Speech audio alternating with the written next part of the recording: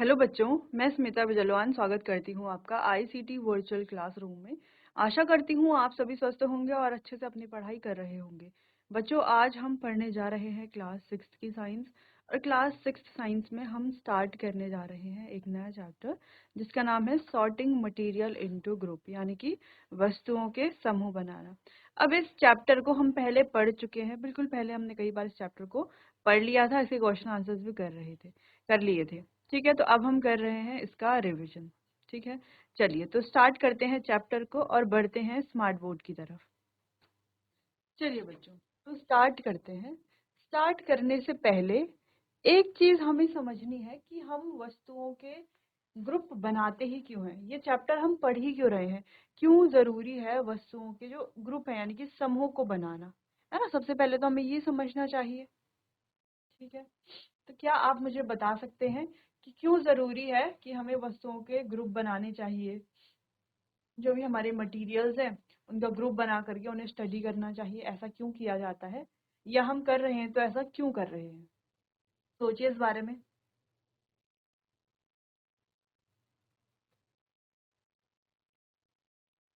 चलिए बच्चों, तो इसे समझते हैं। अगर हम वस्तुओं के ग्रुप बनाते हैं तो इससे हमें क्या फायदा मिलता है। तो इससे हम आसानी से किसी भी वस्तु की जो स्टडी है उसको हम इजीली कर सकते हैं, व्यवस्थित तरीके से स्टडी कर सकते हैं। क्लियर है इतना। चलिए, जैसे हम कहते हैं कि कुछ मटेरियल की बात करते हैं, जैसे कि आप जानते हैं प्लास्टिक एक मटेरियल है। ठीक है, इसके अलावा वुड यानी कि लकड़ी एक मटेरियल है।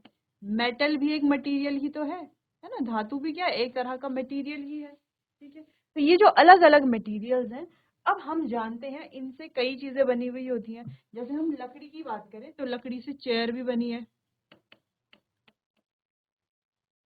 टेबल भी बना है, ठीक है, बेड भी बना है, डोर भी बना है, विंडो भी बना है,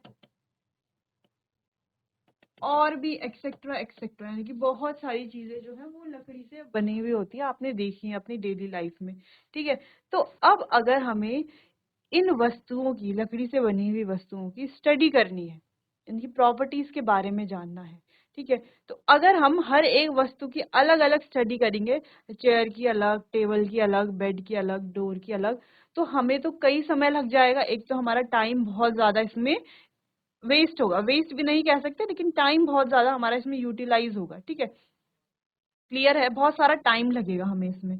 दूसरी चीज ये है कि हमें जो है इतनी सारी चीजें याद रखने में भी क्या होगा, बहुत ज्यादा प्रॉब्लम होगी, क्योंकि हमें इतनी सारी चीजें याद रखनी पड़ेंगी कि टेबल की क्या प्रॉपर्टीज थी, चेयर की, बेड की, डोर की, विंडो की, सबकी प्रॉपर्टीज हमें याद रखनी पड़ेगी, है ना, याद रखनी पड़ेगी। तो इससे क्या होगा, एक तो हमारा टाइम भी वेस्ट होगा, है ना, बहुत सारा टाइम इसमें यूज हो जाएगा, खत्म हो जाएगा। इसके अलावा हम इतने सारे मटेरियल्स की प्रॉपर्टी को एक साथ याद नहीं रख सकते हैं, इसीलिए हम क्या करते हैं, इनके ग्रुप बनाते हैं। जैसे हमने बनाया, इनके जो मेन हेडिंग है वो है वुड, लकड़ी, लेकिन लकड़ी के अंडर हम इन सभी को पढ़ेंगे। तो मेनली हम लकड़ी की प्रॉपर्टीज पढ़ेंगे। अब लकड़ी की जो भी प्रॉपर्टीज होगी वही प्रॉपर्टी इन सभी मटेरियल्स की होगी, इन सभी ऑब्जेक्ट्स की होगी, बिल्कुल होगी। जो टेबल है, चेयर है, डोर है, बेड है, इन सभी की प्रॉपर्टी वही प्रॉपर्टी तो होगी जो हमारे वुड की प्रॉपर्टी होगी। तो इन सभी को हम वुड के अंडर पढ़ते हैं, यानी कि मेन प्रॉपर्टी हम वुड की पढ़ लेते हैं, जिससे हमारा काफी सारा टाइम वेस्ट हो जाता, सॉरी, काफी सारा टाइम जो है वो सेव हो जाता है, बच जाता है। क्योंकि इतने सबको पढ़ने के लिए हमें कई सारा टाइम जो है वो यूज करना पड़ता है अपना, तो हमारा टाइम सेव हो जाएगा। दूसरी चीज, हमें बहुत सारी चीजें ऐसे एक साथ याद नहीं रखनी पड़ेगी, हमें सिर्फ वुड की प्रॉपर्टीज याद रखनी है, जो कि ईजी है ना। अलग अलग की बहुत सारी प्रॉपर्टीज याद रखने से ज्यादा ईजी क्या है कि एक ही प्रॉपर्टी याद रखी जाए। ठीक है, तो वुड की हम प्रॉपर्टी याद कर लेंगे, तो उससे हमारी स्टडी भी क्या हो जाएगी, ईजी हो जाएगी। क्लियर है। अब जैसे प्लास्टिक की बात करें तो प्लास्टिक से भी कई सारे ऑब्जेक्ट्स बनते हैं, फिर उनकी अलग अलग स्टडी करेंगे, फिर टाइम वेस्ट होगा। तो इससे अच्छा हम सिर्फ प्लास्टिक की स्टडी करते हैं। तो इस तरीके से हम क्या करते हैं, इनके ग्रुप्स बना लेते हैं। जैसे हम मेटल की बात करें, अब सबसे अच्छा एग्जांपल इसका मेटल हो सकता है, क्योंकि अब जैसे हम हायर क्लासेस में जाएंगे तो आप मेटल्स, नॉन मेटल्स, इनके बारे में पढ़ोगे। तो जैसे मेटल की बात करें, हमारे पास आयरन है, जिंक है, एल्यूमिनियम है, गोल्ड है, ठीक है, सिल्वर है। वो ये इनके सिंबल हैं, ठीक है, जो हमने लिखा है यहाँ पे, ये सिंबल है। जैसे गोल्ड का सिंबल होता है AU, ठीक है। ये हमारे पास यही नहीं, केवल बहुत सारे हमारे पास मेटल्स होते हैं, धातु होती है। अब इन धातुओं की अलग अलग प्रॉपर्टीज तो हम हायर क्लासेस में पढ़ते ही हैं। जैसे आयरन और आयरन से बने हुए जो भी हमारे कंपाउंड हैं उनकी प्रॉपर्टीज पढ़ी जाती है। जिंक, जिंक से बने जो कंपाउंड है उनकी प्रॉपर्टीज पढ़ी जाती है। लेकिन अगर हम जनरल बात करें तो हम केवल मेटल की प्रॉपर्टी पढ़ते हैं कि मेटल क्या होते हैं, हार्ड होते हैं। अब कुछ केसेस इसमें एक्सेप्शनल हो जाते हैं, उन्हें भी हम साथ साथ पढ़ लेते हैं। दूसरी प्रॉपर्टी, मेटल क्या होते हैं, मेटल्स क्या होते हैं, शाइनी होते हैं। मेटल्स क्या होते हैं, सोनरस होते हैं। मेटल्स क्या होते हैं, डक्टाइल होते हैं। मेटल्स होते हैं मैलेबल। मेटल होते हैं गुड कंडक्टर। तो ये आपको वैसे याद नहीं रखना है, ये good conductor of heat and electricity. तो ये कई सारी प्रॉपर्टीज हैं जो मेटल्स की प्रॉपर्टीज हैं, ठीक है। अब हम अलग अलग सभी मेटल की एक एक करके प्रॉपर्टीज को पढ़ेंगे। इतनी सारी प्रॉपर्टीज हमें याद हो ही नहीं सकती, है ना, याद होगी नहीं।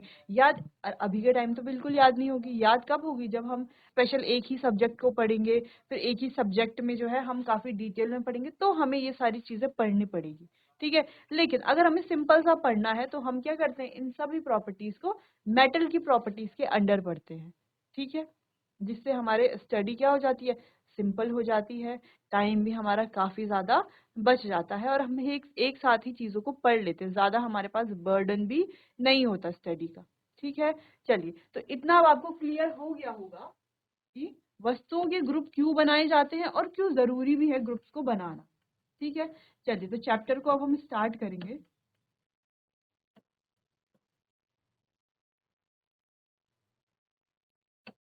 चलिए बच्चों, तो चैप्टर को स्टार्ट करते हैं। चलिए, we have seen that our food and clothes have so much variety in them। हमने देखा है कि जो हमारा भोजन है, ठीक है, कपड़े हैं, फूड यानी कि भोजन, क्लोथ्स यानी कि कपड़े,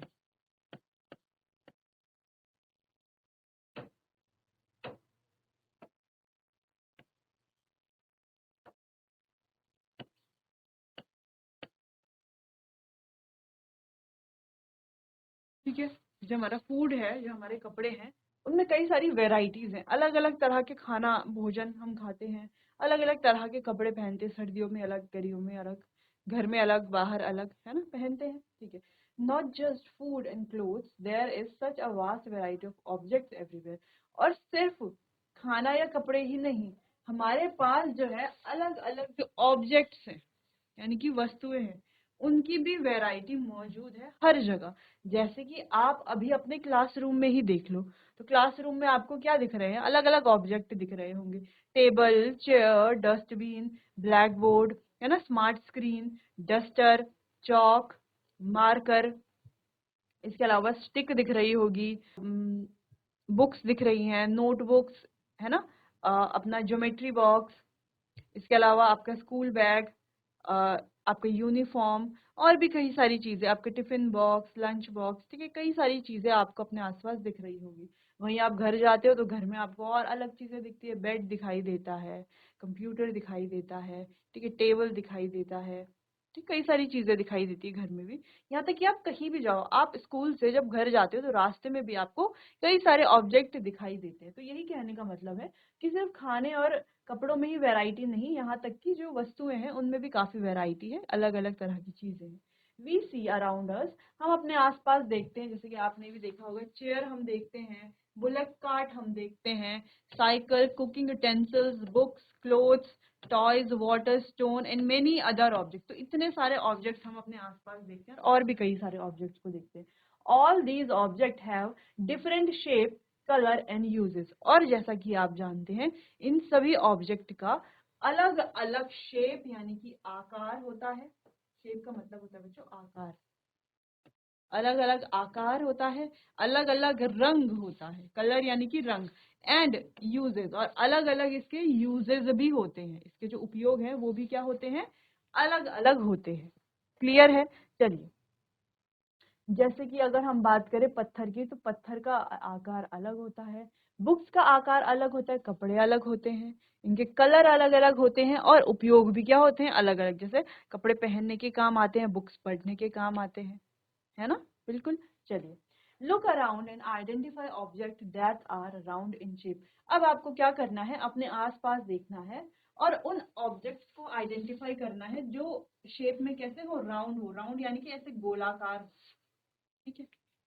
तो आप कई चीजें हैं गोलाकार में होंगी, जैसे कि फुटबॉल है, आपके पास बॉल्स होंगी, या कोई फ्रूट है जैसे ऑरेंजेस हैं, तो वो भी क्या होते हैं, गोलाकार में होते हैं, ठीक है? और भी कई सारी चीजें, जैसे आप ग्लोब देखते हो तो ग्लोब भी गोलाकार होता है, ठीक? अब और लिस्ट में इंक्लूड अ रबर बॉल। तो इसमें देखो लिस्ट में क्या क्या आपको आपके पास होंगे, रबर बॉल होगा, फुटबॉल होगा, ग्लास मार्बल होगा, ठीक है? हमने बात की ग्लोब की, तो ग्लोब भी क्या होता है, राउंड शेप का होता है।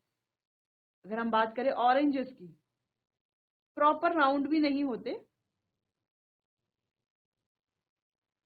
प्रॉपर राउंड भी नहीं होते, लेकिन राउंड होते हैं, ठीक है? If you include objects that are nearly round, our list also include an objects like, देखो अगर हम परफेक्ट राउंड की बात करें तो football, rubber ball, marble, glass marble जैसी चीजें इसमें लिस्ट में आती हैं। और अगर हम बात करें कि नियरली राउंड यानी कि लगभग गोलाकार ही हैं, तो वो क्या हो जाएंगी, जैसे अभी अगर बात की एप्पल्स हैं, ऑरेंजेस हैं, अर्दन पिचर है जिसको हम घड़ा भी कहते हैं, तो ये सभी क्या है, नियरली राउंड है, ठीक है? लगभग क्या है, राउंड जैसे ही है। क्लियर है इतना? चलो, जैसे कि आप यहाँ पर एग्जाम्पल ये देख सकते हो, तो हमारे आसपास आपको कई ऑब्जेक्ट्स दिख रहे होंगे, इनमें से जैसे आप देखो ये सीढ़ी है, ये गोलाकार है, ठीक है? ऐसे अलग अलग शेप्स यहाँ पर मौजूद हैं। चलिए, नेक्स्ट है, let us say we wish to make a group of object that are made of plastic. तो अगर हम चाहते हैं कि हम एक ऐसा ग्रुप बनाए, एक ऐसा समूह बनाए उन ऑब्जेक्ट का जो प्लास्टिक से मिल करके बने हुए हैं, तो कैसे बनाएंगे? तो उनमें क्या क्या इंक्लूड होगा, तो उनमें आएंगे buckets, lunch boxes, toys, water containers, pipes और बहुत सारे objects may find a place in this group. और बहुत सारे ऑब्जेक्ट जो है वो इस ग्रुप के अंदर आ जाएंगे, प्लास्टिक वाली चीजों की। वहीं आपसे कहा जाए कि आपको क्या करना है, ग्रुप ऑफ ऑब्जेक्ट्स लिखने हैं जो बने हुए हैं लकड़ी से, तो उसे भी आप आसानी से लिख सकते हो।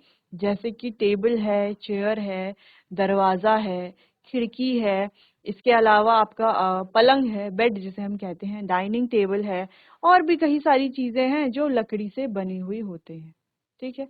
चलिए, there are so many ways to group object. तो यहाँ पर बहुत सारे तरीके हैं ऑब्जेक्ट्स को ग्रुप करने के, ठीक है? जैसे कि अभी हमने प्लास्टिक से बनी हुई चीजों का ग्रुप किया, तो हम और अलग अलग मटेरियल से बनी हुई चीजों का ग्रुप कर सकते हैं, ठीक है?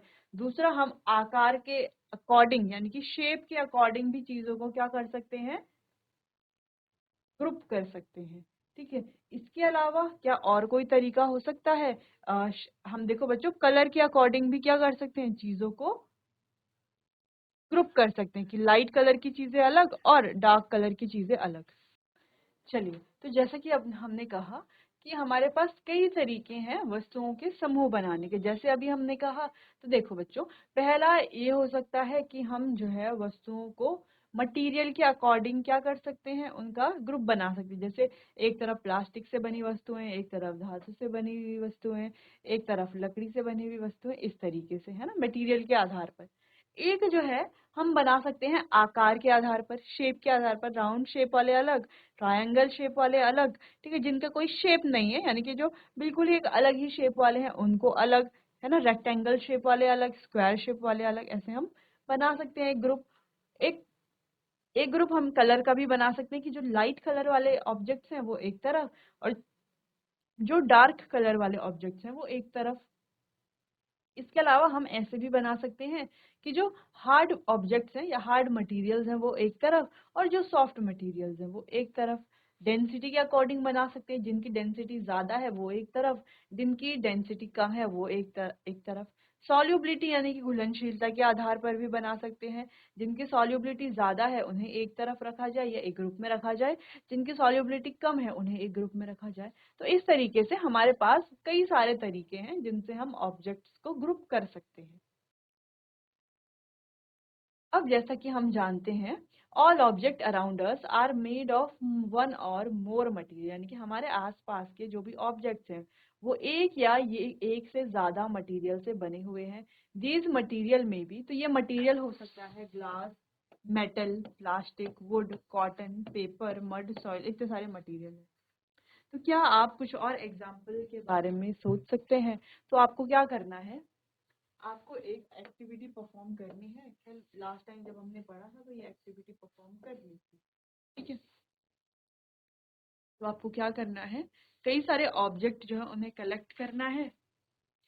Each of us could get some everyday object from home and we could also collect some object from the classroom or from outside the school। तो हमें घर से, स्कूल से और स्कूल के बाहर से भी कुछ ऑब्जेक्ट को क्या करना है, कलेक्ट करना है। What will we have in our collection? तो हमारी कलेक्शन में अब क्या क्या होगा, देखो जो हमने क्लासरूम से कलेक्ट किया है तो उसमें चौक होगी, पेंसिल होगी, नोटबुक होगी, रबर होगा, डस्टर होगा, जो हम इधर उधर से कलेक्ट करेंगे।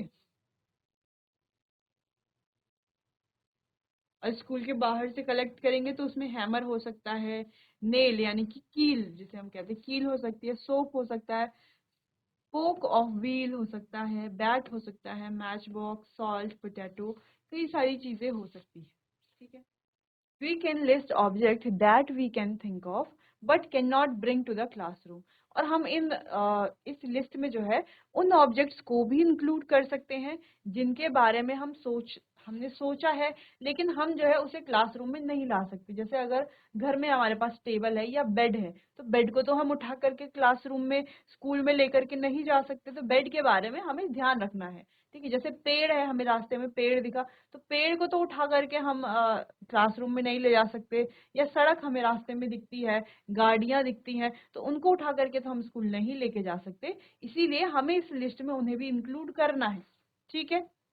उन्हें फिजिकली इंक्लूड नहीं कर सकते खैर, लेकिन ऐसे ही हमें उन्हें इंक्लूड कर लेना है। जैसे कि देखो यहाँ पे दीवार, wall, trees, door, tractor, road, ये सारे, ठीक है। अब हमें क्या करना है, separate all objects from this collection and are made from paper और वुड। अब हमें इस कलेक्शन में से उन दो ऑब्जेक्ट्स को अलग करना है जो पेपर और लकड़ी से बने हुए हैं, है ना। जो पेपर से बने हुए हैं उन्हें एक तरफ रखना है, जो लकड़ी से बने हुए हैं उन्हें एक तरफ रखना है, ठीक है। This way we have divided all objects. इस तरीके से हम क्या कर लेंगे, सारे ऑब्जेक्ट्स को डिवाइड कर लेंगे इनटू टू ग्रुप।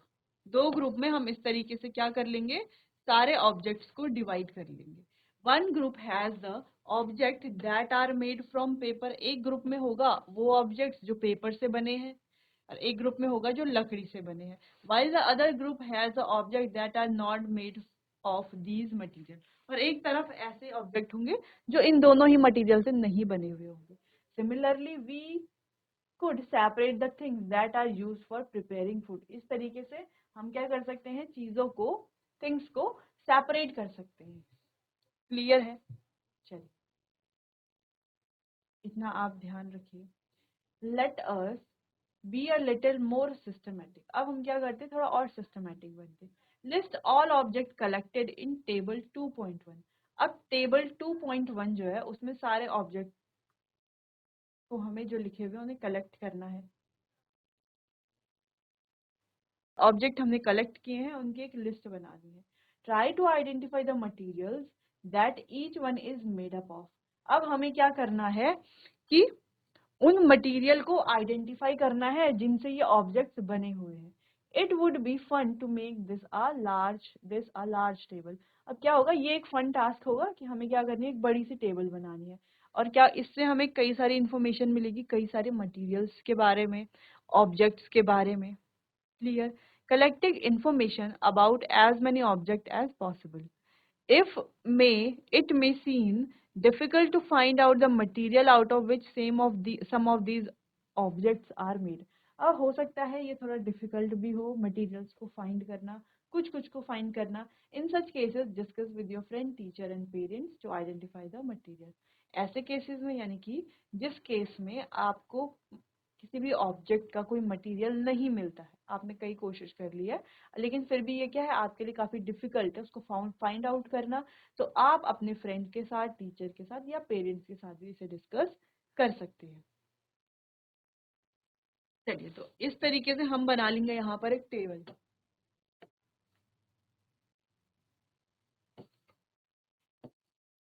देखो 2.1 ये रही हमारे पास टेबल. स्टील, देखो जो प्लेट है, थाली है, और किस मटेरियल से बनी हुई है, बन सकती है स्टील से, ग्लास से, प्लास्टिक से. पेन की बात करें तो ये बन सकता है प्लास्टिक से या मेटल से. एक बार आप इस टेबल को ध्यान से देख लीजिए.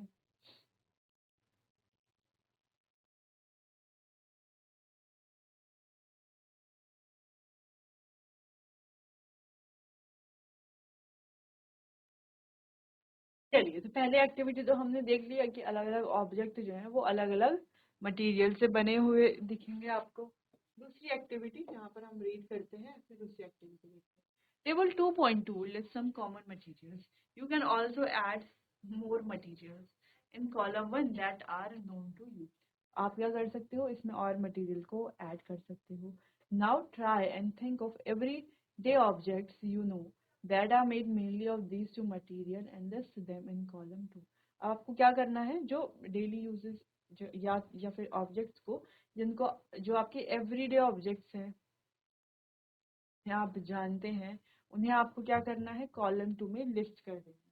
ठीक है, अब कॉलम 2 में लिस्ट करोगे आप, तो इस तरीके से आपको ये देखने को मिलेगा. Different type of object that are made from the same material. जैसे कि आप देख सकते हो मटेरियल है यहाँ पे, लकड़ी है, पेपर है, लेदर है, प्लास्टिक है, कॉटन है. तो लकड़ी से आपने देखा है कि चेयर, टेबल, प्लो, बुलक कार्ट और उसके पहिए, ये सब बनाया जाता है. वहीं अगर पेपर की बात करें, पेपर से books, notebooks, newspaper, toys, calendar, ये सारी चीजें बनी हुई होती हैं. तो देखो बच्चों, आप लेदर भी इंक्लूड कर सकते हो, लेदर से बनी हुई चीजें भी यहाँ पर लिख सकते हो. जैसे कि लेदर से बनी हुई होती है बेल्ट, लेदर से बनी हुई होते हैं शूज, बैग्स बने हुए होते हैं, पर्स बने हुए होते हैं, कई सारी चीजें हैं जो लेदर से बनी हुई होती है, तो आप यहाँ पर लिख सकते हो. वहीं प्लास्टिक है तो प्लास्टिक से भी बनी होती है कई, जैसे टेबल है, चेयर है, इन्हें भी बनाने के लिए प्लास्टिक यूज किया जाता है. यहाँ तक कि प्लेट्स हैं, कप्स हैं, इसके अलावा पॉलीथीन है. ठीक है, कई सारी चीजों को बनाने के लिए प्लास्टिक का यूज किया जाता है. कैन्स बनाए, बड़े बड़े जो है बॉक्सेस बनाए जाते हैं. ठीक है, स्टोरेज बॉक्स बनाए जाते हैं प्लास्टिक से. वहीं कॉटन की बात करें तो कॉटन से क्लोथ्स बनाए जाते हैं, और भी कई चीजें बनाई जाती है. तो आप इस तरीके से इन कॉलम को फिल कर सकते हैं.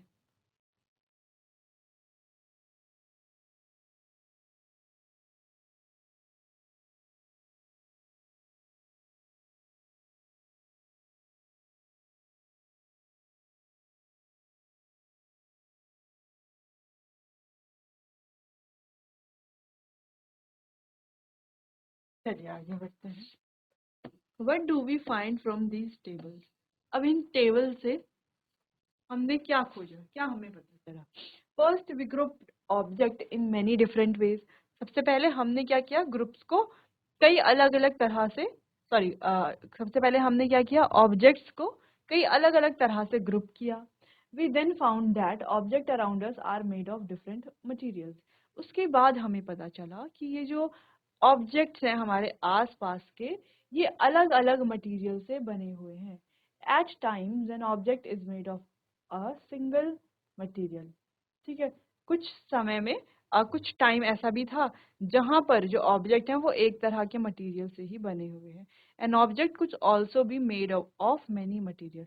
तो एक ऑब्जेक्ट जो है बच्चों, वो एक तरह के मटेरियल से भी बना हुआ हो सकता है और कई तरह के मटेरियल से भी बना हुआ हो सकता है.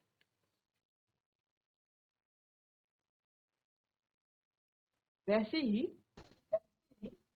एक मटेरियल भी एक मटेरियल से कई सारे डिफरेंट ऑब्जेक्ट बने हुए।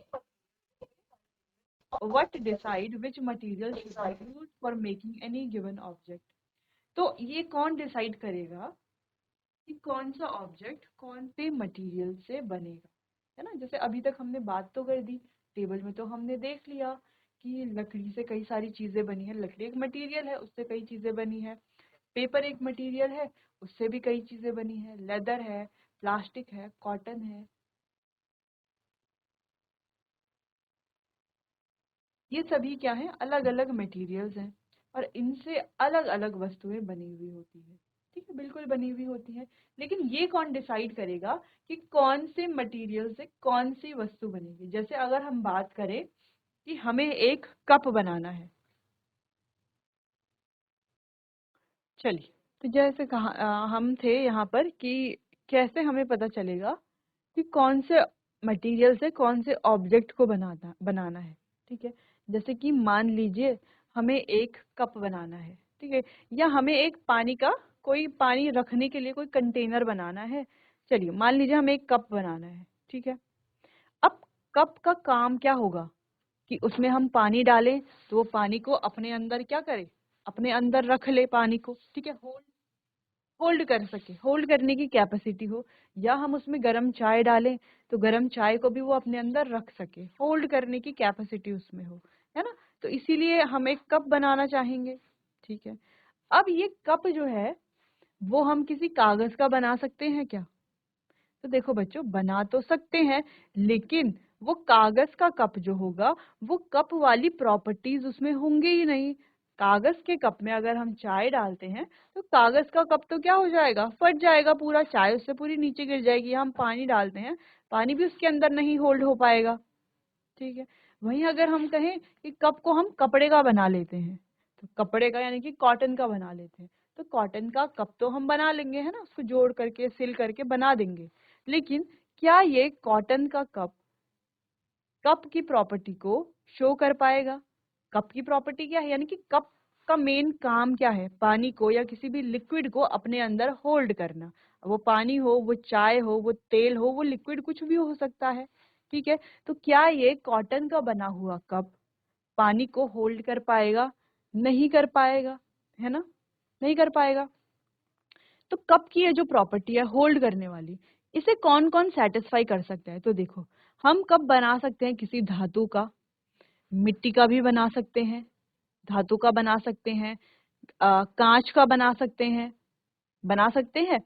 तो ये किस पर डिपेंड कर रहा है, ये डिपेंड कर रहा है मटेरियल की प्रॉपर्टी पर।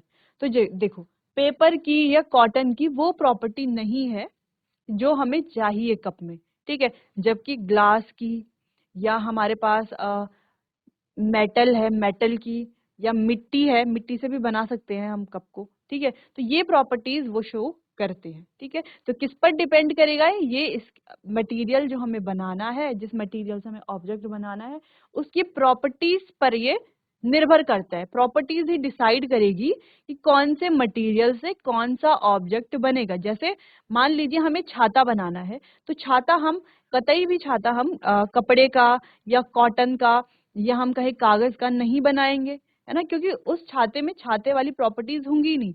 ऐसा नहीं है कि हम बना नहीं सकते, हम बना सकते हैं, हम बना सकते हैं, लेकिन वो प्रॉपर्टी, वो वाली जो छाते की जो प्रॉपर्टीज होनी चाहिए वो शो ही नहीं करेगा, तो बना के कोई फायदा नहीं।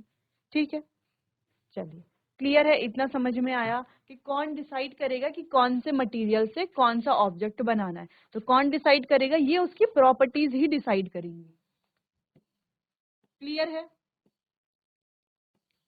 चलिए, तो मेटल की प्रॉपर्टीज डिसाइड करेंगे। तो अब मेटल की प्रॉपर्टीज के बारे में पढ़ लेते हैं, जो इस चैप्टर का मेन पार्ट है।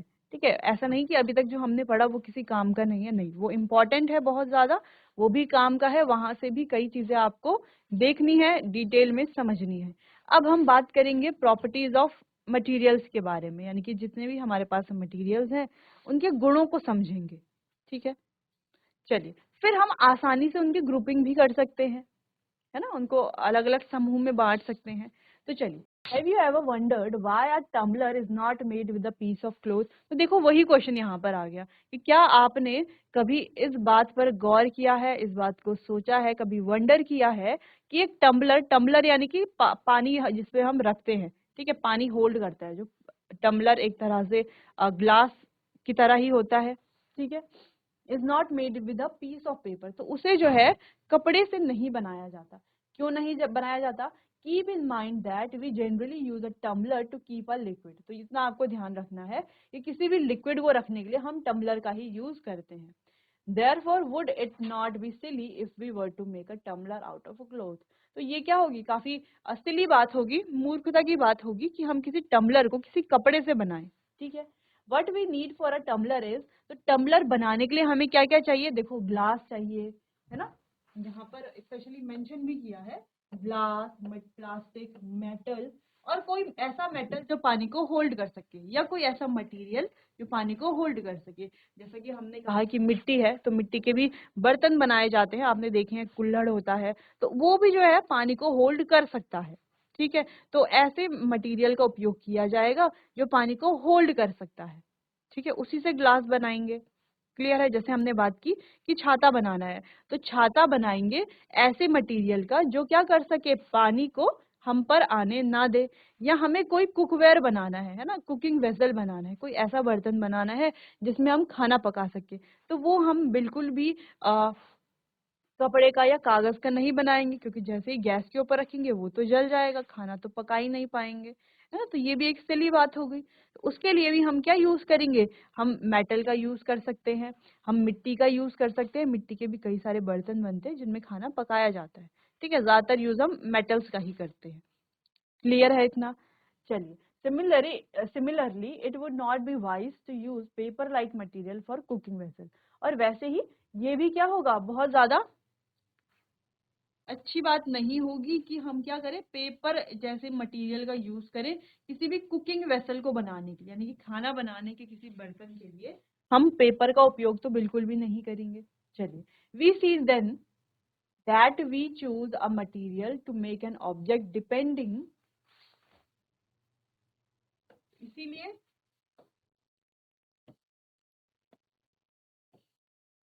हम कौन से मटेरियल को यूज करते हैं ऑब्जेक्ट बनाने के लिए, वो उसकी प्रॉपर्टीज पर डिपेंड करता है, ठीक है, मटेरियल की प्रॉपर्टी पर डिपेंड करता है। और ये डिपेंड करता है purpose for which the object is to be use, कि उसका पर्पस क्या है, किस पर्पस के लिए हम क्या कर रहे हैं, उस ऑब्जेक्ट को बना रहे हैं, ठीक है। क्लियर है इतना? चलिए, जैसे हमने बात की वाटर होल्ड करने के लिए, तो वाटर होल्ड करने के लिए हम पेपर का ग्लास नहीं, पेपर का कोई टम्बलर नहीं बना सकते, या फिर हम कपड़े का कोई टम्बलर नहीं बना सकते अगर हमें पानी को होल्ड करवाना है। वहीं अगर हमें सिर्फ टम्बलर बनाना है और उसमें कोई ड्राई चीज रखनी है, मान लीजिए हमें उसमें नमक रखना है, ठीक है, हमें एक टम्बलर बनाना है और उस टम्बलर में नमक रखना है, तो हम कपड़े का भी बना सकते हैं, तो हम पेपर का भी बना सकते हैं, क्योंकि नमक क्या है, सॉलिड है, नमक को वो होल्ड कर सकता है, लेकिन पानी को वो होल्ड नहीं कर सकता। तो कौन से मटेरियल से कौन सी वस्तु बनेगी, ये दो चीजों पर निर्भर करता है। एक तो उस वो जो प्रॉपर्टी है उसकी, वो क्या है, पहली चीज। दूसरी चीज, उसका पर्पस क्या है, हम किस चीज के लिए बना रहे हैं। क्लियर है इतना? चलिए, इतना आपको ध्यान रखना है। So what are all the properties of material that would be important for their uses? Some properties are discussed here. तो properties क्या क्या होगी मटेरियल की, जो उनके यूजेस के लिए, यूजेज के लिए क्या होगी, इंपॉर्टेंट होगी, उनको हमें अब डिस्कस करना है। और यहाँ पर चैप्टर का एक और इम्पोर्टेंट पार्ट शुरू होता है, जहाँ पर हम पढ़ेंगे मटेरियल्स की प्रॉपर्टीज के बारे में। क्लियर है? चलिए, पहले आप इतना देखिए इसे।